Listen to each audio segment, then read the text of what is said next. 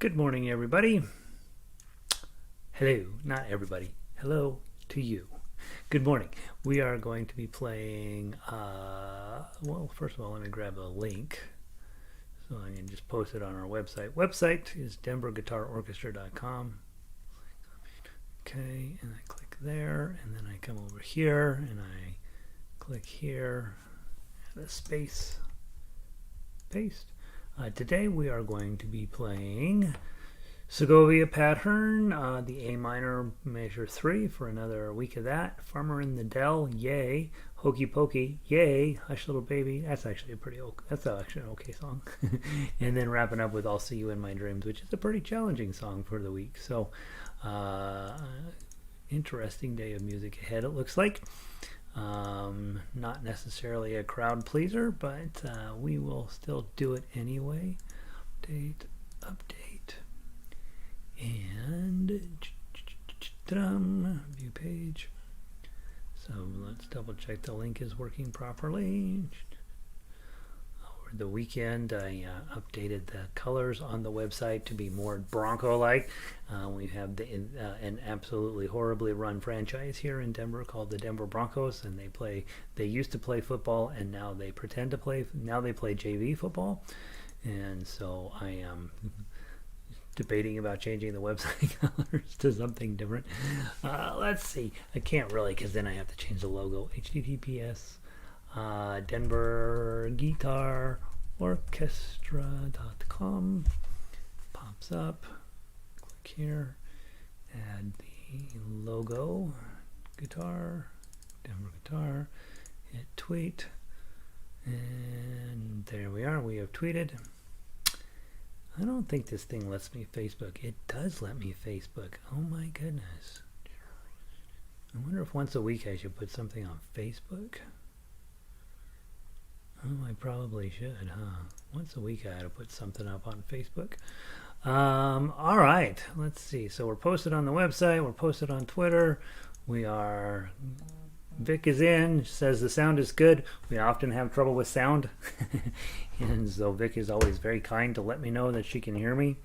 And everybody else will be piling in here momentarily.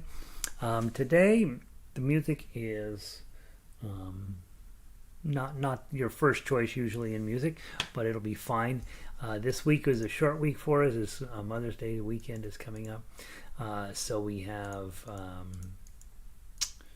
just Monday, Tuesday, Wednesday, and then Thursday night, and Friday we're taking off.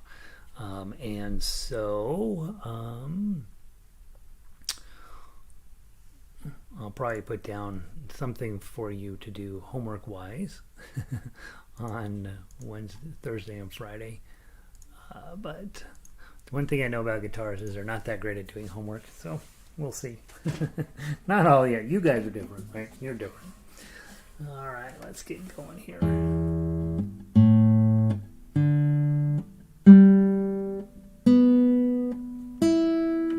Yeah, and the guitar is definitely getting down to the point of being pretty well in tune all of the time. That usually means that it's probably not sounding as good as it should.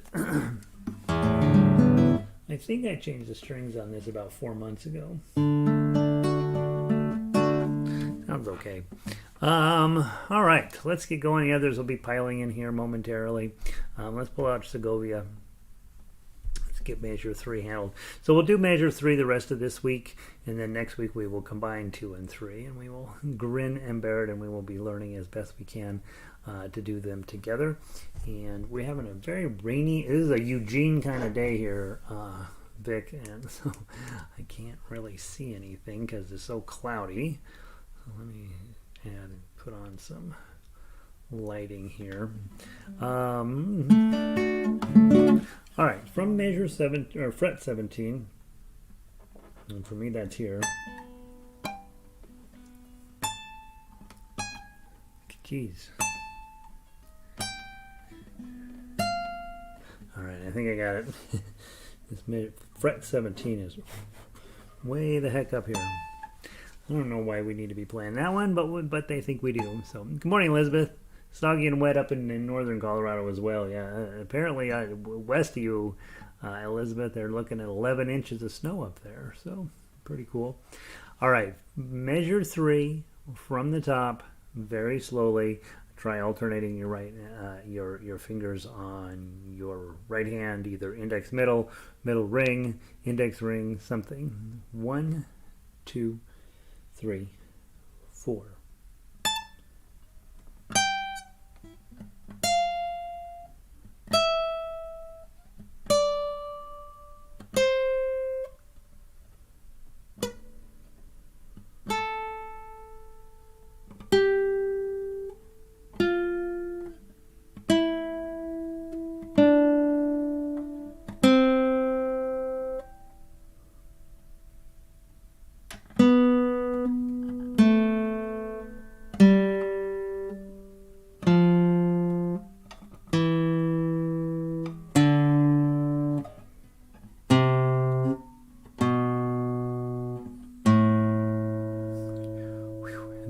Think my way through that one pretty heavy. One more time from the top.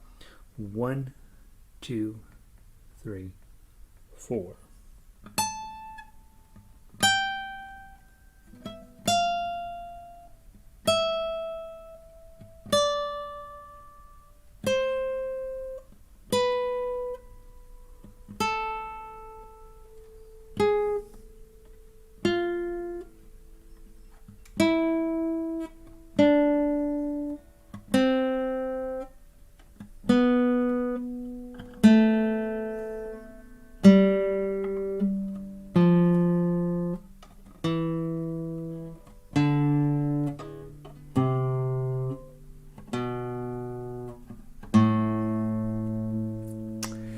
Every time I think I've got the pattern memorized, I blow it. So, all right, there's your Segovia for the morning. That's enough of that.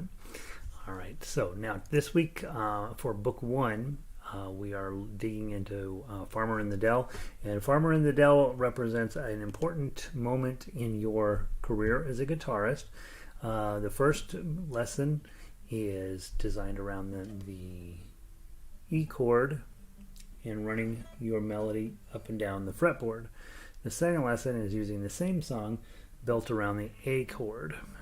In this lesson, Farmer in the Dell, we pick up on mainly the ideas in the second lesson, the lesson we just finished, but in this lesson we really do dive into tough acts. And so what we want to first do is make sure you still got your A chord figured out.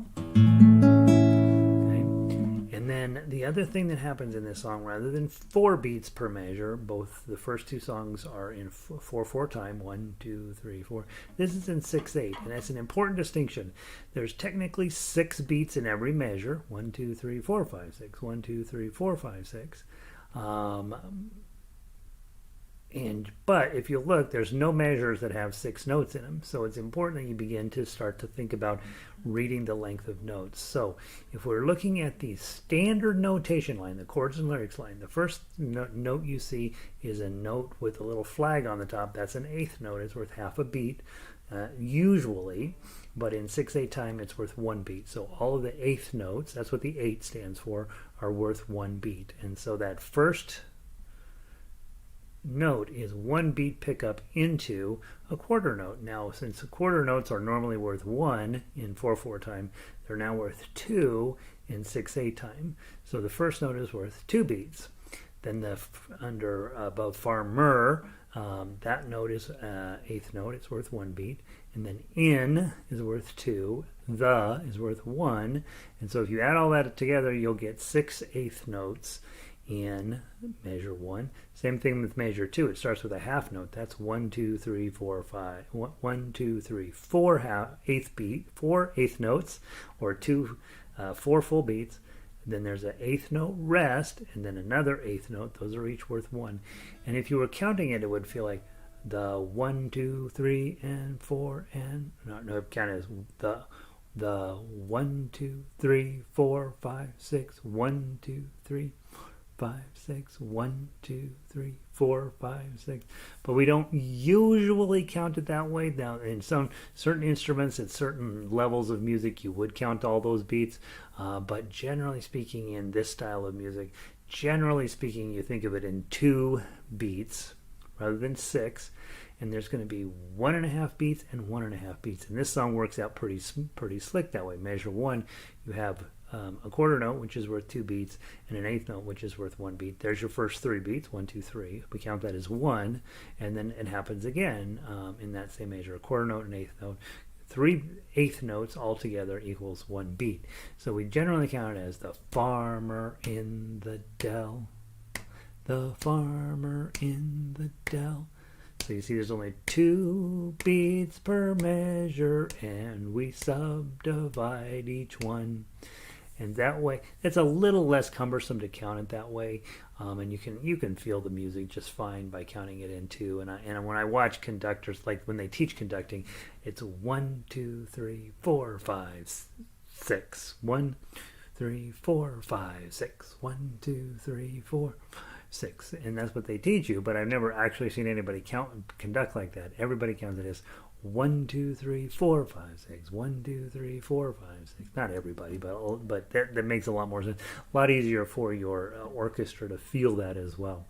So just be aware, 6/8 time is quite different than 4/4 time, and even though there's 6 beats in a measure, we'll really only count it as 2 beats in a measure. So let's go ahead and play it. Let's do 2 beats per measure with the A chord, and then you'll see how it works. It works out pretty slick. 1, 2, the farmer in the dell, the farmer in the dell. Hi-ho, the dairy-o, the farmer in the dell. The farmer takes a wife, the farmer takes a wife. Hi-ho, the dairy-o, the farmer takes a wife. And then you can fancy it up with 1, 2, 3, 4, 5, 6. 1, 2, 3, 4. The farmer in the dell, the farmer in the dell. Hi-ho, the dairy-o, the farmer in the dell. See, now your fingers are actually counting the 6 beats. It's thumb, index, middle, ring, middle, index, thumb, index, middle, ring, middle, index. 1, 2, 3, 4, 5, 6. That way you do get all 6 beats accounted for by running an arpeggio type fingering, and it works out pretty slick. Of course, you've got all your other choices: the farmer in the dell, the farmer in the dell, or or you could do a boom chuck chuck, the farmer in the dell, the farmer in the dell. Hi-ho, the dairy-o, farmer in the dell. So you can do all that stuff. Mess around with 6/8 time. 6/8 time is going to come up quite a bit, and it's really fun to try different overall feeling to that. Good morning, Pauline. Happy day to you. 62 degrees, 9 a.m. Reach 80 degrees in the Bay Area today. Perfect day up there. Probably a little on the hot side. All right, good to see you, Pauline. All right, so now you've got your A chord, same as Frere Jacques we just did. We talk about 6/8 time. That's an important concept to start getting your head around. Let's go ahead and play the melody. Now, the melody, if you look through it, it's all 0s or 2s. And here's why this becomes really important and a really important learning tool, and you're jumping off into fingerstyle. You've got your A chord on. You're already holding down almost every single note that you need to hold down. Occasionally, you're going to have to lift up your ring finger, and occasionally, it's going to have to go down onto the 2 of the first string. But for the most part, you're either here, here, or off, and that's what we're going to do here. So let's give it a try. 1, 2.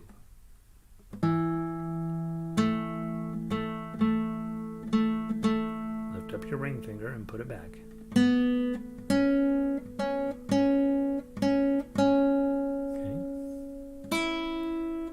Ring finger and back.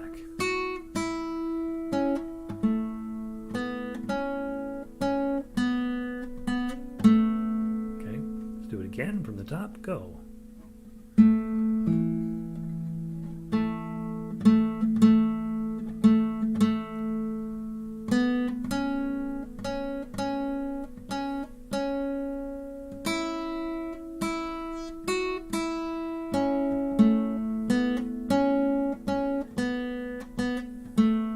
Time.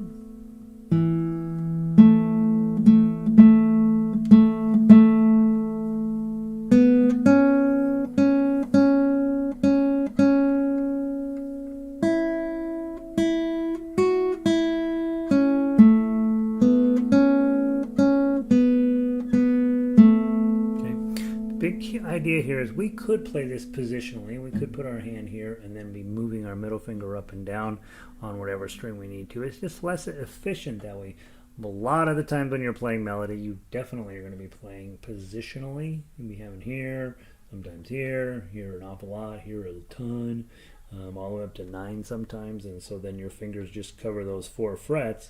But in this case, we can play the entire song by just holding the A chord, and then it doesn't get away on you. That becomes a more sophisticated way to play, in the sense that now you can drop right down onto the tough X, and you'll be able to play that as well. So put your A chord on, hit the 2 on the 4th string, and then 0, 2, 2. That's your 5th string, 4th string, and 3rd string. And then you're still holding down the 2s already, so go hit 3 of those. And then another little strum. Make sure, just like we've talked in previous lessons, that your thumb is resting on the string you're not going to play. That makes it impossible for it to accidentally go off. Okay, you have 2 decorative notes after that last little strum, so hit those. You're already holding them down. This next note, the last note in measure 2, is a 0, and you're actually holding down a 2. So again, just lift up your ring finger, and then put it right back down, and then strum 4 strings.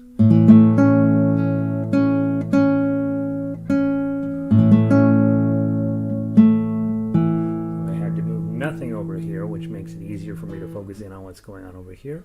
Next measure 5, 0, 2, 2, 2, 0. That is an A chord. Strum all 5. Hit the 0 again. Ring finger down to grab the next 2, and then put it right back. And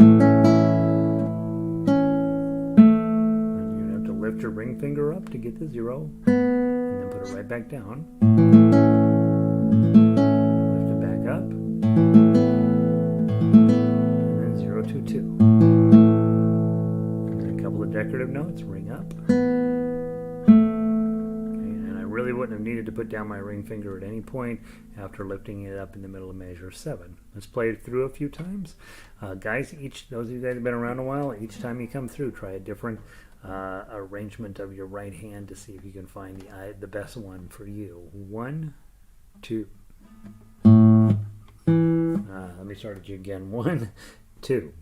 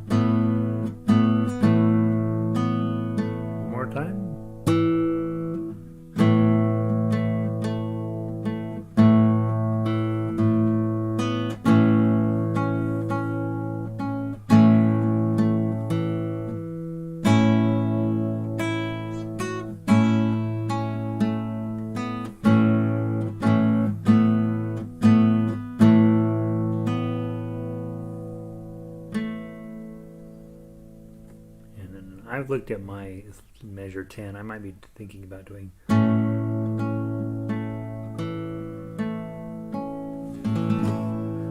may add in a couple of extra measures in there. So the big takeaways on this song. Hey, Warren. Good morning. Super early for you, Warren. All right. So we've got A chord. Okay, that's from last lesson. We've got playing the melody with your with your chord in place, and then we've also got both strumming and plucking as possible right hand choices to get the song out.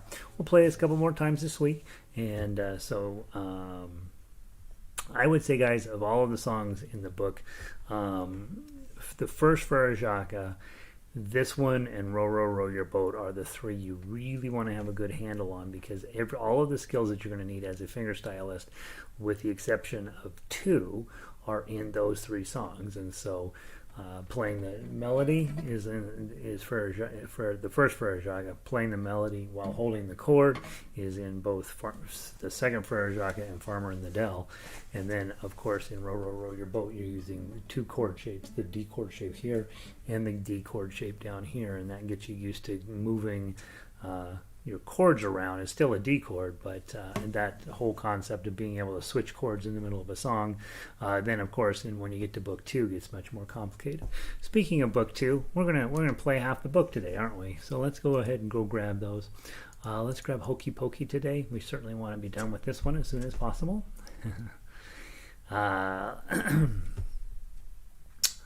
Let's see. Oh, and I made a note to myself at measure 4. You're probably better off playing the alternate G, which gives you access to your pinky. And shake it all up. And then it also allows you, by having this one available, to get to your other notes when you need to, probably. All right, so let's see. I thought there was another note in there somewhere. Oh, it's over there at measure 7. There's the 2 that's waiting to mess up your life. So maybe grab your alternate G when you get to the G7, which is not technically an alternate of the G7, and it's really supposed to be using these two fingers. So let's give this one a try. C chord first. Go into your G7 and back. 2, 3. You put your right hand in, you put your right hand out, you put your right hand in, and you shake it all about. You do the hokey pokey and you turn yourself around. That's what it's all about.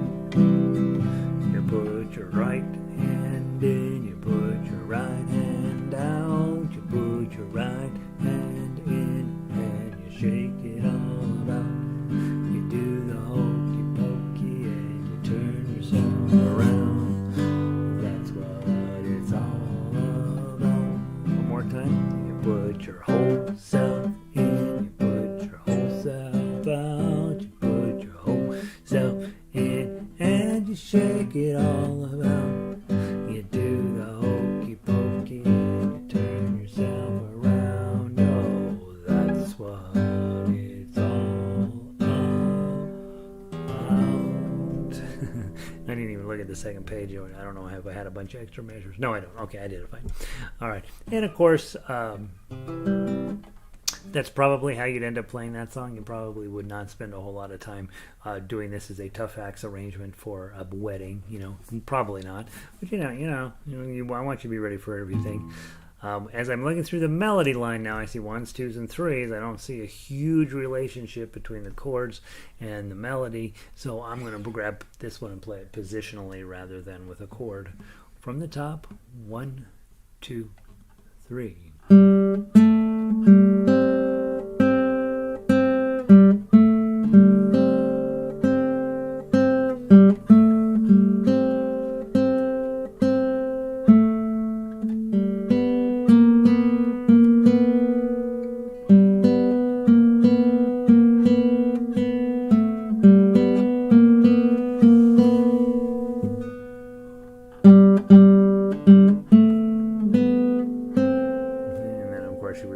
That 8 times, is it? How many times is it? 7 times. Because that makes sense. 7. I don't know. I think there's probably more verses depending on how ambitious you are with your body parts. And then let's do the tough part. 1, 2, 3.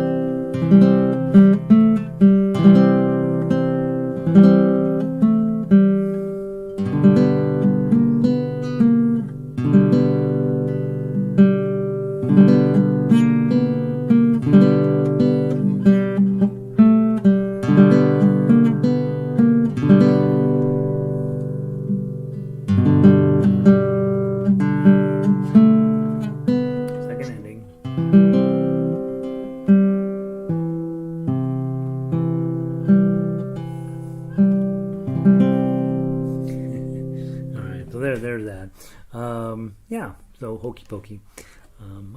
Did my light go out already? Oh, I see. Must have turned it off. Bugs me. All right, so there's Hokey Pokey. If you were thinking about the major learning opportunities here, it's definitely C and G7. That is the hard part there. And then this one we mentioned it last week, but I did put in a backwards arpeggio on this one down there if you are working on arpeggios. Eventually, I think I'll take the arpeggios out of book 2 because I really, in book 2, really want you just to do thumb, index, middle, ring. But I did write it in an opposite one, which is 1, 2, 3, 4, 1, 2, 3. You put your right hand in, you put your right hand out, you put your right hand in, and you shake it all about. Move the hokey pokey and then turn yourself around. That's what it's all about. So that's also a kind of a fun one to practice to see how fast you can get it. But that's reverse arpeggio picking when you go from your ring, middle, index, and then thumb. And it doesn't always root properly when you do that, which is okay too. All right, finally, Hush Little Baby. This is actually a pretty decent song, to be honest. It's very old-fashioned, but it's compared to the other ones today, this one's definitely okay. So we're going to use your E chord. That's your A minor. Don't play that one. Going to your B7. And back to E. Here we go. 1, 2, ready, play. Hush, little baby, don't say a word. Papa's gonna buy you a mockingbird. And if that mockingbird don't sing, then Papa's gonna buy you a diamond ring. And if that diamond ring turns brass, then Papa's gonna buy you a looking glass. And if that looking glass gets broke, then Papa's gonna buy you a billy goat. And if that billy goat won't pull, then Papa's gonna buy you a cart and bull. And if that cart and bull turns over, then Papa's gonna buy you a dog named Rover. And if that dog named Rover won't bark, Papa's gonna buy you a horse and cart. And if that horse and cart fall down, you're still the sweetest little babe. You're still the sweetest baby anywhere in town. There, we did the whole song. You get to listen to me sing while I'm just meandering through this. I do think B7 is a very worthwhile goal, and so spending a little bit of time just doing that was probably pretty smart. Looking at the melody, it's definitely sort of starting to get away on us up the neck a little bit, going to the 4s and 5s, and so when you see 4s and 5s, you're like, okay, probably no 1s, right? And in this case, we don't. So you're going to play in second position, then get you 2, 3, 4, and 5, and you're all set. From the top, 1, not every time through, twice through. 1, 2, 3, 4.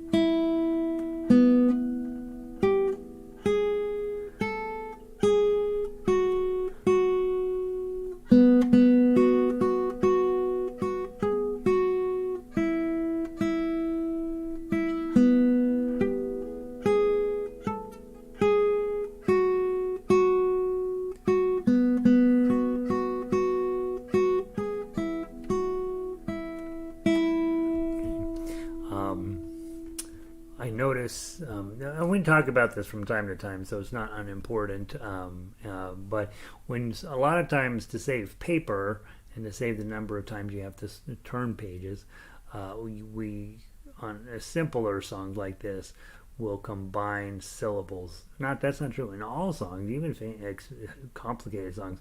Sometimes we'll combine, when there's multiple lyrics, we'll combine syllables. Hush, little baby versus if that diamond. So in that case, on verse 1, there's little is in there is a 2-syllable. So you'd probably want to pluck the melody twice, you know. Hush, where's the 4? Hush, little baby. So you're actually getting that 4 3 times. That's why knowing the lyrics to the song prior to starting out and spend a little bit of time getting to know the lyrics of a song. They are not always, especially in folk music, they don't necessarily always line up perfectly. And so you have to make your best decisions. You can, of course, play what's on the paper. Hush, little baby. And then just let the 4 ring through. But if you're trying to get it more closely aligned to the lyrics, you'd hit that 4 twice. Hush.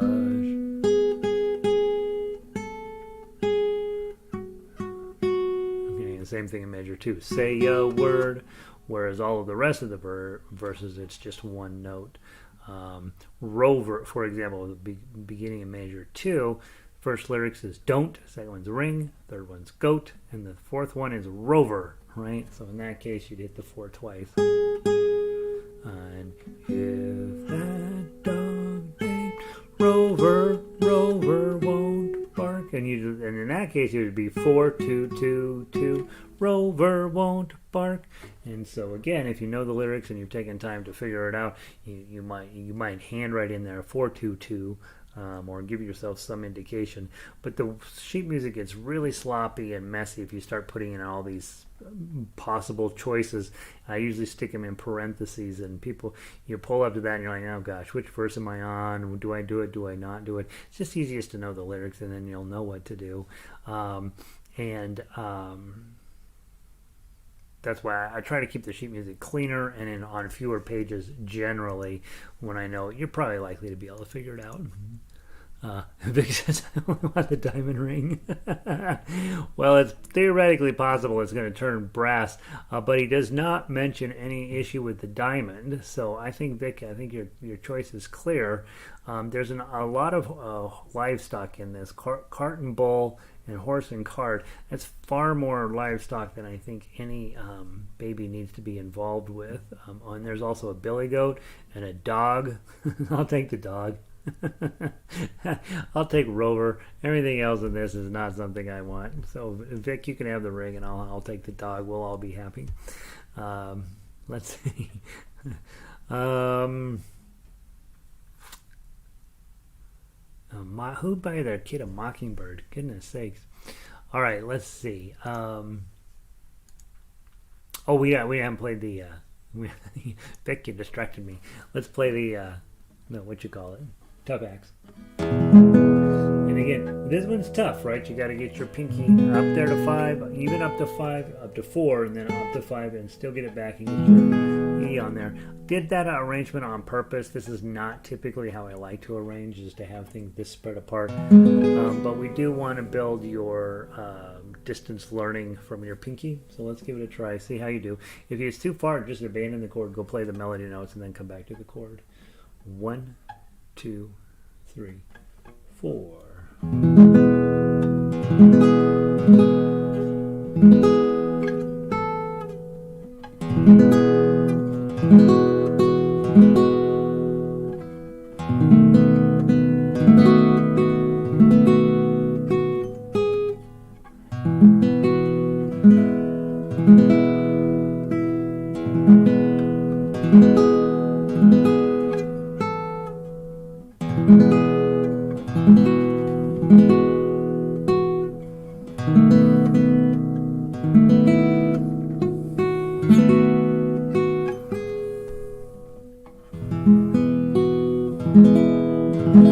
One more time.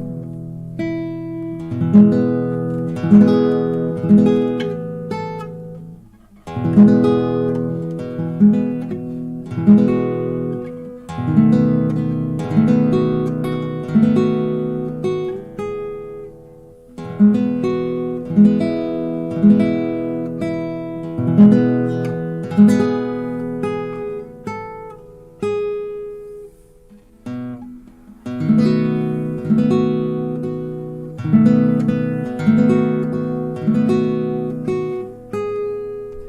finish.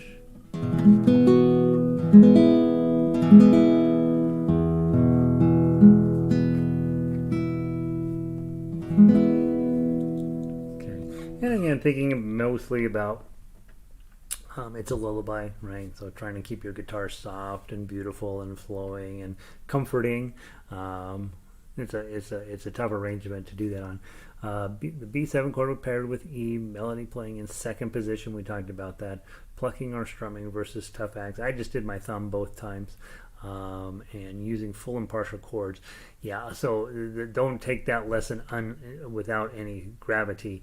If you cannot reach these things, and like I have a full-size guitar which is too big for my pinky, that's really a stretch, right?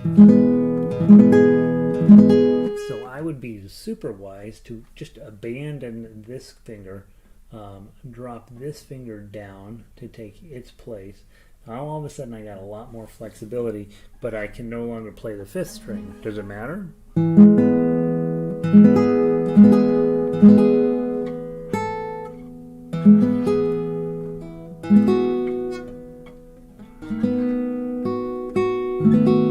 Maybe, it's not quite as full, not quite as beautiful, but I might be more successful playing it. So, hey Pele, how are you? Okay. And then finally we're on to book 3. Good morning, Pele. Good to see you.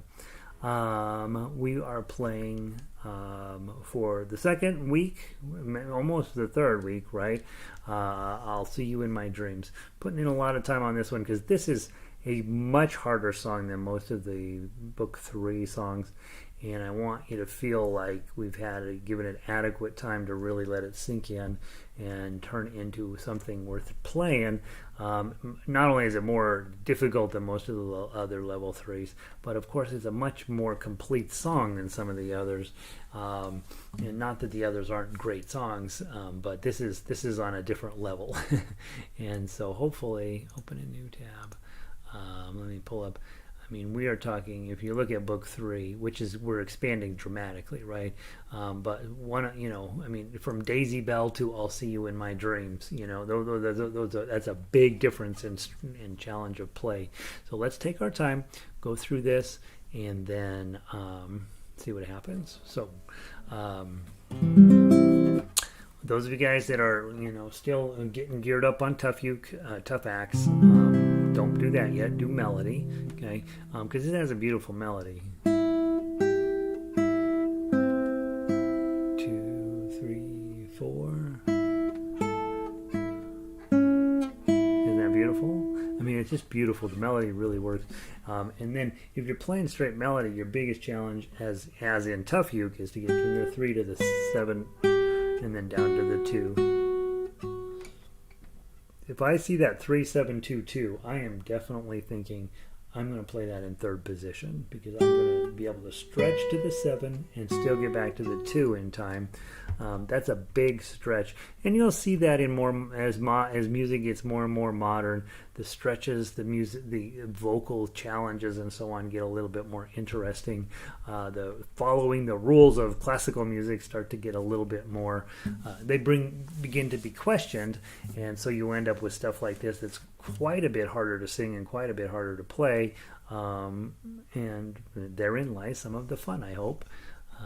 So let's see.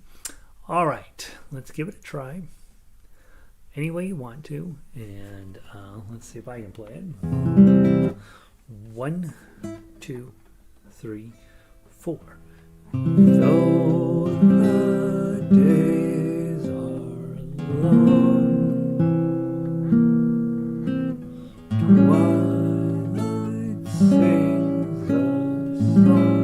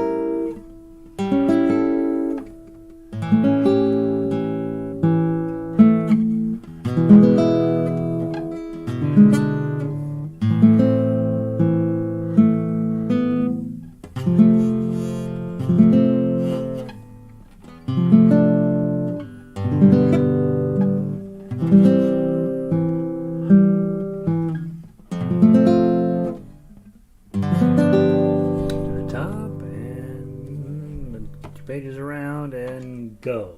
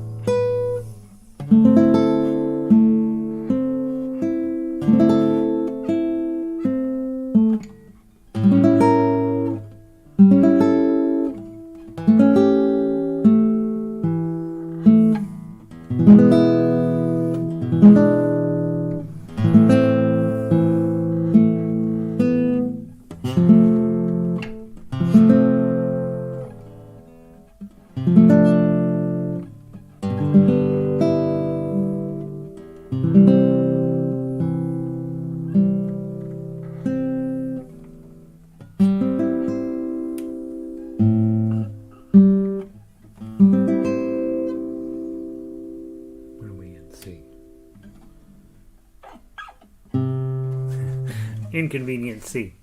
There we go. Isn't that nice? I think the whole thing works. I wouldn't change anything on that. I might try one time plucking through it and one time strumming through it. And of course, those of you guys who like to sing, this is another pretty nice one. Usually when it's sung, it's a little faster. Though the days are long, twilight sings a song of the happiness that used to be. Though my eyes will close, soon I'll find repose. Yeah, so if you sing it, do it a little bit faster, a little more jaunty pace, and I think you'll end up with something pretty cool. Theoretically, you can play it at that jaunty pace instrumentally as well, right? Theoretically. All right, guys. Thanks for being here. Hope you guys are having a wonderful day. Hope you are having a wonderful day. I'm going to stop using the phrase "you guys," right? I think it's just all about you. Maybe. I don't know. Probably not.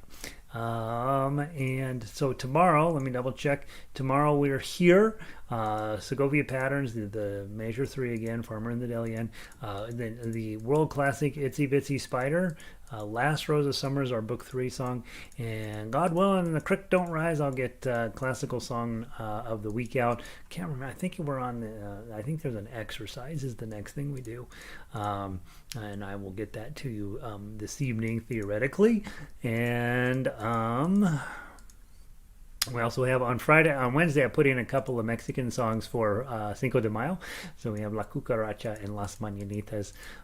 Las Mañanitas I've never arranged for guitar, but you guys, I think almost all of you guys know I have it for ukulele, and it's beautiful. So we'll get that set up for guitar, and we will win. And then remember, Thursday and Friday we're off this week, and so I will see all y'all either later today or tomorrow. Hope you're having a wonderful day. Thanks for being here. Thanks for joining in. And Nancy, good to see you. Vic, it is a beautiful song, right? You bet. Elizabeth, good to see you. Pauline, and I think that's everybody. Oh, Warren was here today. Thanks for being here, Warren and Pele. And I will see all you guys later on or tomorrow. Take care.